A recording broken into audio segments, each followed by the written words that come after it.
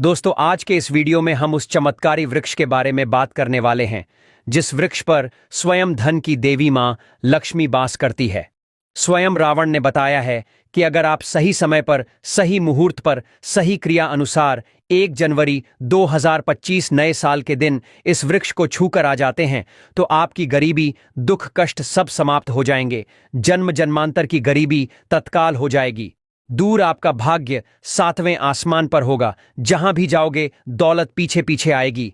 तो पर आपसे एक अनुरोध है कि वीडियो को पूरे देखने पर ही लाभ की प्राप्ति हो सकती है, इसलिए इस वीडियो को पूरा देखें।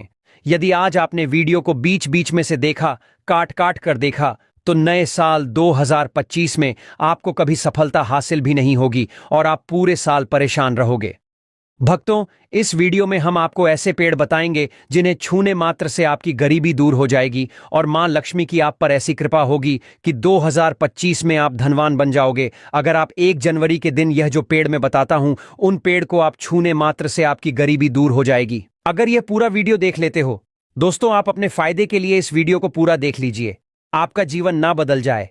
तो दोस्तों, मुझे बताना तो चलिए जानते हैं कि कौन से ऐसे पौधे हैं जिनको नए साल छूकर आ जाना है। लेकिन उससे पहले अगर आप इस चैनल पर नए हैं तो चैनल को सब्सक्राइब करके वीडियो को एक लाइक जरूर करें।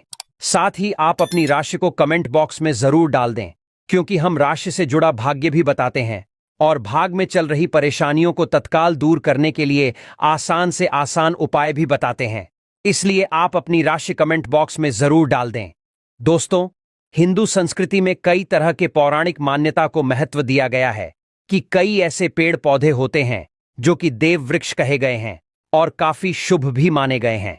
प्रकृति में मौजूद कई ऐसे पेड़ पौधे होते हैं जो कि हमारे जीवन में चल रही परेशानी को दूर कर देते हैं। खास बात यह है कि पेड़ पौधे की न सिर्फ लोग पूजा करते हैं बल्कि औषधि के रूप में भी प्रयोग करते हैं। यह कई प्रकार बीमारी को ठीक करते हैं और वेद पुराणों में भी कई प्रकार के पेड़ पौधों का उल्लेख है। दोस्तों, हमारे हिंदू धर्म में देवी माता रानी के अनेक स्वरूप कहे गए हैं, जिसमें वृक्षों को भीमा देवी के स्वरूप कहा जाता है। तो आज मैं आप लोगों को ऐसे वृक्ष के बारे में बताऊंगा जनवरी नया जो के दिन छूना बेहद शुभकारी बताया गया है। नए साल में इनको छूने मात्र से शत्रु दोष, कर्ज दोष, गरीबी दोष सब समाप्त होते हैं। 2024 के बाद 2025 आता है और नए साल 2025 के पावन पर्व में कुछ ऐसे वृक्ष है जो कि देव वृक्ष कहे गए, देवी वृक्ष कहे गए हैं। यह देवी के स्वरूप होते हैं, माता काली के स्वरूप होते हैं और हमारे धर्म में पेड़ पौधे को देवी देवता मान करके हम इनकी पूजा करते हैं और हमें पूजा भी जरूर करनी चाहिए।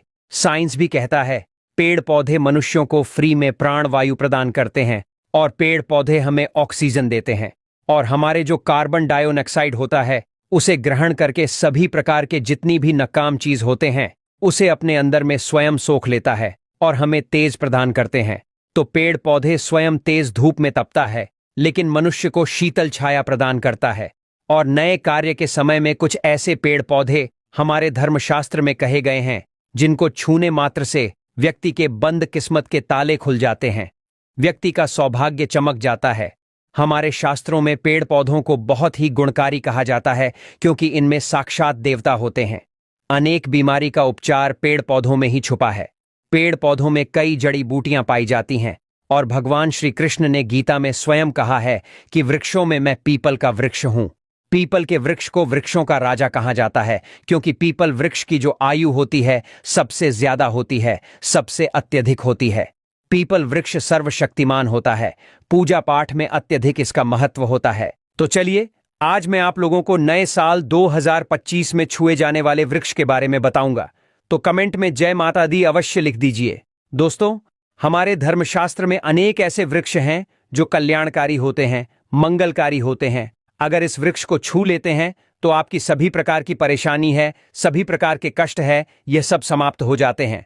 खास करके नया साल के दिन इसका असर कई लाख गुना होता है क्योंकि इस समय अचेत जो वस्तु होती है वह भी चेतना युक्त हो जाती है, अर्थात इस समय शक्ति हमारे धरती लोक में आ जाती है तो जितने भी पेड़ पौधे हैं, जीव जंतु है, चल अचल सभी प्रकार के जो वस्तु हैं, यह सब में प्राण आ जाते हैं, सब में शक्ति निहित हो जाती है, जागृत हो जाती है। तो इस समय कोई भी व्यक्ति पेड़ पौधे को जाकर के छू दें, खास करके देवी स्वरूप कहे गए जो पेड़ पौधे होते हैं, जाकर के आप इसे छू करके आते हैं तो आपके जीवन की परेशानी है, दुख है, तकलीफ है, कष्ट है, रोग है, बीमारी है, कलह है, जीवन में चल रही बहुत बड़ी समस्या है, सब समस्या समाप्त हो जाती है। काल सर्प दोष, मंगल दोष, शनि दोष, राहु दोष तत्काल अपना असर दिखाती है और सब दोष खत्म हो जाते हैं।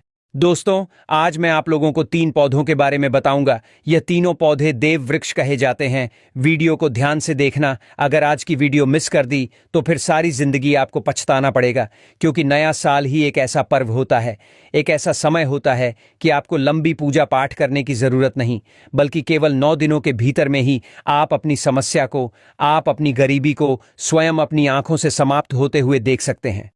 मैं जिस देव वृक्ष के बारे में बता रहा हूं, यह सारे वृक्ष आपको अपने घरों के आसपास में बहुत ही आसानी से मिल जाएंगे। दोस्तों, वीडियो में आगे की जानकारी बताने से पहले अभी तक कमेंट बॉक्स में जय माता लक्ष्मी नहीं लिखे हैं तो जय माता लक्ष्मी जरूर लिखना। जब आप हमारे कमेंट बॉक्स में जय माता लक्ष्मी लिखते हैं तो हमें काफी अच्छा लगता है, और आप हमारी वीडियो को लाइक करते हैं तो हमारा मनोबल बढ़ता है, जिससे कि अच्छी अच्छी जानकारी होती है आप सभी लोगों के लिए लेकर के आते हैं। तो वीडियो को ध्यान से देखना।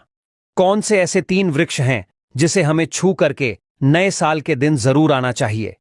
एक खास बात सभी दर्शकों को बताना चाहूंगा, नया साल में जितना ज्यादा हो सके देव वृक्ष की पूजा जरूर करना। दोस्तों, देव वृक्ष में कई प्रकार के वृक्ष होते हैं। चलिए मैं आप लोगों को बताना चाहूंगा कौन से वृक्ष को छूने से हमारी गरीबी मिटती है। पहला जो वृक्ष है, बेल का वृक्ष। जो बेल का वृक्ष है, यह वृक्ष माता पार्वती के पसीने से उत्पन्न हुआ है। स्कंद पुराण के अनुसार जो माता पार्वती हैं, यह देवी स्वरूप कही गई है, अर्थात यह नव दुर्गा के स्वरूप कही गई है। तो स्कंद पुराण की कथा में कहा गया है, जो बेल का वृक्ष है माता पार्वती के पसीने से उत्पन्न हुआ है। इसकी डाली में पार्वती, जड़ में ब्रह्म, तने में विष्णु एवं समस्त जो हिस्से हैं उसमें भगवान शंकर जी बसते हैं। संध्या काल में शिव मंदिर के समीप या 9 दुर्गा मंदिर के समीप जो बेल के वृक्ष है, इसके नीचे में घी का दीपक जलाने से व्यक्ति धनवान, गुणवान एवं पराक्रमी बनता है। व्यक्ति के सभी प्रकार के मनोरथ की पूर्ति होती है। दोस्तों, मैं दूसरे पौधे के बारे में जो बता रहा हूं वह पौधा भी जान लीजिए। मैं जो दूसरे पौधे के बारे में बता रहा हूं यह शमी का वृक्ष है। शमी के वृक्ष को जगदम्बा के स्वरूप कहा गया है। जो शमी के वृक्ष हैं, यह स्वयं जगदम्बा के स्वरूप है। इस पर स्वयं मां जगदम्बा स्वयं साक्षात विराजमान रहती है।